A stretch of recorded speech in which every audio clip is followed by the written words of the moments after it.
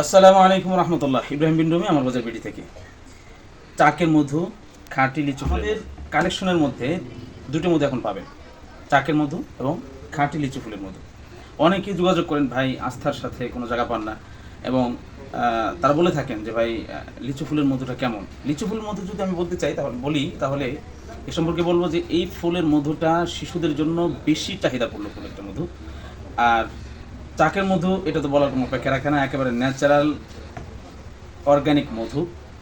এবং আমরা যেটা করে থাকি সেটা হচ্ছে, দেখেন আমাদের মধুতে দেখবেন একটু ফেনা থাকবে তথা এটা আমাদের প্রসেস করা না।